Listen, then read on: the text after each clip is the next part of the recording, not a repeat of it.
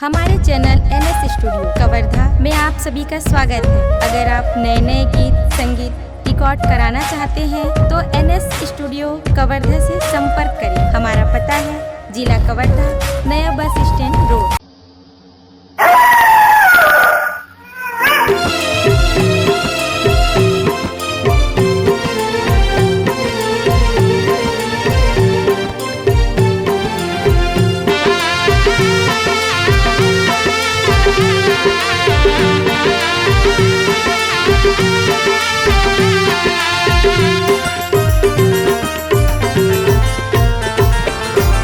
टुन्ही डुगरी बदना बदे वो दाई तोला मनाई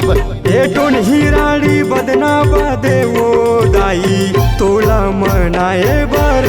तोला मनाए बर वो दाई तोला मनाए बर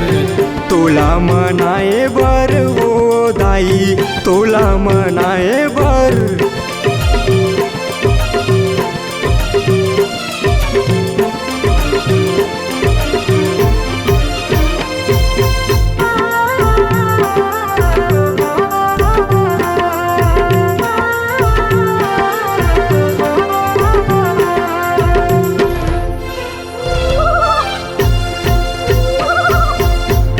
बन के छानिम वासे आधा रात के बेरा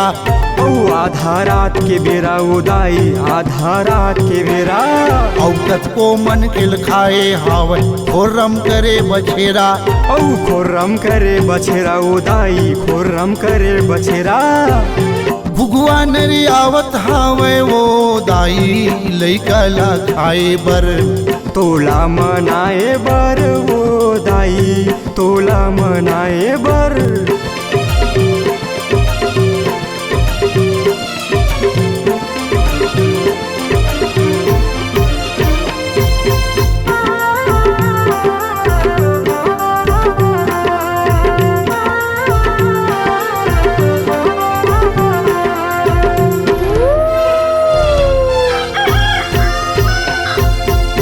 गाला बलावा कई के गांव भर के जुरी आगे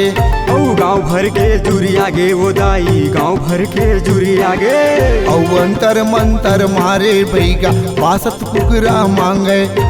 बासत कुकरा मांगे वो दाई बासत कुकरा मांगे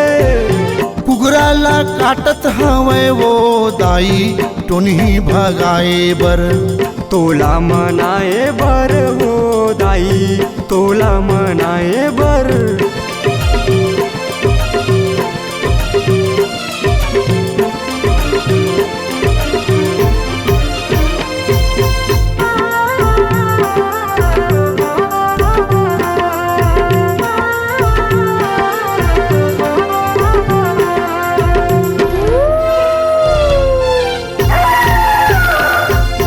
कारी पीड़ी चाउर भार बांधे मरी मसान